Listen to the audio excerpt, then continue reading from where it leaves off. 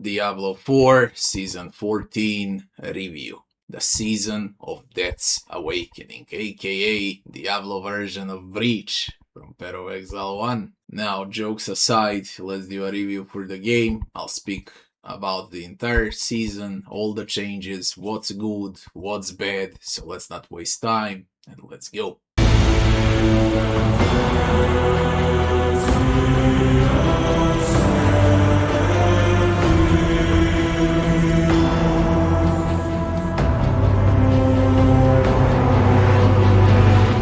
The very first and the most important change in the entire game, if you ask me, is the addition of solo self-found mod.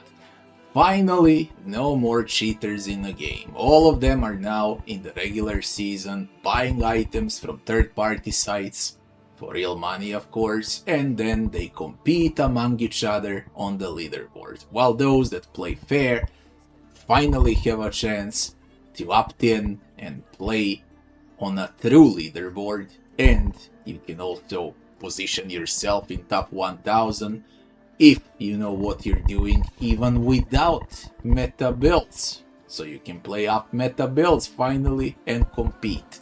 This is one of the best changes in this season. You cannot find perfect gear anymore on items like you used to do. In other words, there are no more pit tier 150, 1000 players that reached. Now it's suffering, okay? Now who achieves above 130 depends from class to class. That's a good player. And now, no more perfect gear on everyone. No more quadra penta stars on items. This time it's realistic. Much better and drastically better game of how it used to be for the last 13 seasons. So good job on solo self-found. Finally the game makes some sense. Now with that aside, what else is new? The seasonal content is new, and the seasonal content would be the raptures, the so-called raptures and the realm walker and whatnot. So basically how it goes. I realized after like 20 seconds that I'm actually playing the Breach. So Blizzard didn't know what they want to do, and they opted in to steal the Breach from Exile. So basically what happens, you whack these three morons that guard the portal, and the big Breach opens exactly the same like in Path of Exile 1. You whack those monsters inside the breach, you collect a favor, and once you do so, you go and take your seasonal rewards, and you repeat and you repeat. From time to time, a portal can open to lead you to the major breach, okay, where you're gonna have even better rewards, and that's about it basically. That's the entire purpose of this season. Sometimes the goblins will spawn, and then the breach overlaps one inside the other. And then the rewards and the experience gain even gets better and better. More mobs, more dangerous as well, of course. And this would be the entire mechanic. And also there is one more new thing as far as the breach goes. And that would be the breach boss. Or should I say the pandemonium boss. Or should I say this was supposed to be Maltael, but it's some servant of that instead of the Maltael. Basically, this boss is exactly the same like Maltael from Diablo 3, only Maltael was, if you ask me, more terrifying, more cruel. This one looks like a minion of Maltael, a corrupted reaper, and that would be it. They added one more pinnacle boss in the game basically, and those would be all the changes as far as the gameplay goes for this season. Yeah. And now we also have another huge change in the season, and that would be the thing that everyone is crying about. The complete rework of Mythic items, or should I say also of unique items as well. The thing that makes everyone cry. There is a big fuss in the community. 90% of people, as far as I understood, are hating it, while I'm the opposite. I'm in those 10% that actually likes the changes. First of all, it's a fresh change, and you just made the build diversity for each class bigger, okay? Because it's completely random what mythic you're gonna get, what build you're gonna play, what modifiers will roll on all of those mythic items and whatnot. So the game is drastically different compared to the previous 13th season. But what's bad? Iconic mythics like, for example, Starless Skies that we knew that gives like 2+2 to core skills and so on, cannot roll anything, and then people are pissed off. Okay, personally I'm not. I actually like the changes because those iconic mythics, every build was looking the same. Now every build looks different, and that's a good change if you ask me. But what's bad? It's bad for casual players because they're used to something that doesn't work anymore. Now they gotta switch on their brains, and now they gotta make a build for themselves. They don't know how to do it, and the big fuss starts, everyone's complaining, and that's about it, how it goes with all of this. I love the change, I believe it's great, but people are used to playing like 20 hours and completing the build. That's not the case anymore. Now you gotta play for 100 hours per character for solid builds, okay, to have like 2, 3 or quadra stars on items, and then to make them a mythic or unique ancestral and whatnot, with perfect rolls and with everything that goes with it. Now you gotta play. People don't like to play, people like to copy other builds and then, you know, have it easy.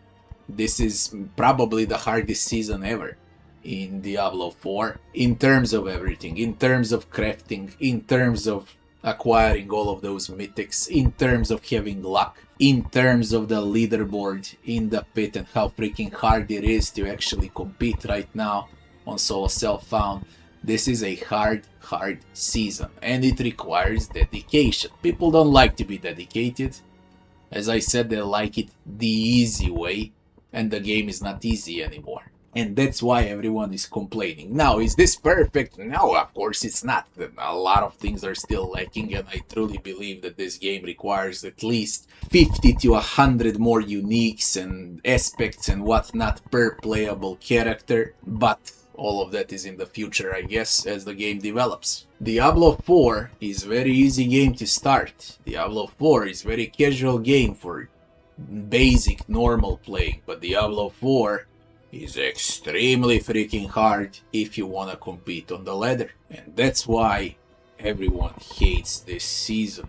So, if you are among the players that actually like to spend time in a game, creating your own builds, and competing in a fair way, now Diablo is a good game. But if you want to stomp through something in 20 hours, this is not a game for you anymore. It's not that casual anymore. I believe the changes were great. Okay, far from it that it's a perfect season, it's a ripoff, but at least they're doing something, they're trying to change something, even if it seems like they don't know what they're doing. At least I see the willpower to change something in this game. They're trying. If nothing else, they're trying. But, as always with a Blizzard, it's one step forward, 2 steps back. One step forward, 2 steps back. But the game is definitely in its best state ever, since its vanilla version. This is the best state of Diablo 4 ever. Now, how it goes in terms of performance, in terms of bugs, because I was complaining the previous season, the game was freezing my camera in the previous season. Those bugs are fixed. The game is optimized better, it works better, it loads faster. Definitely, it's a more polished experience now. But some new bugs appeared. For example, Mephisto that locks camera on himself instead of game locking the camera on you.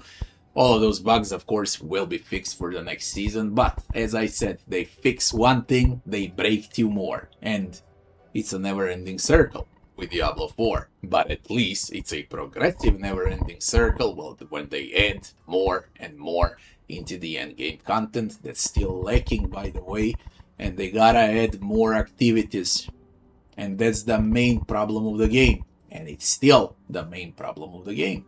The lack of activities on a world map, man. Now one event is added, the seasonal event, and one pinnacle boss that will probably remain, that I already showed, the Pandemonium boss, the ripoff of Maltael. But that's about it. That's just It's not enough. How else can I put it? It's not enough. What they added for this season, the boss and the bridge content and whatnot, that should be like 15% of the content they should add every season. 15%. Like, I have a feeling like 85% is missing from the game to actually make the season juicy, big, good. I'm not saying how there is nothing to play. There is, but as the seasons go by, it gets more and more repetitive. Even though the game gets better, it gets more and more repetitive because it remains the same. Now, how would I rate this season compared to other seasons? Mid-good. It's not a disaster as people are showcasing it to be, and because all of those, casuals are crying about the game and how they're breaking their items. I bricked 1,000 items. I had full stash of bricks. There are bricks everywhere in my stash. Absolutely everywhere. I bricked only 200 two-handed bows and crossbows during this season. Bricked. Spent billions of gold. Also gold in the game. It's not how it used to be. Now it's bloody hard to get gold. In a previous season, for the same amount of time that you could make 5 billion gold, now in that same amount of time you can make 1 billion gold. So gold drop is nerfed by 5 times, and then there is the addition of bricks. Okay, so yes, it's painful when you break good items. It's very painful when you don't get what you're hoping to get, and it's even more painful when it does it 200 times in a row.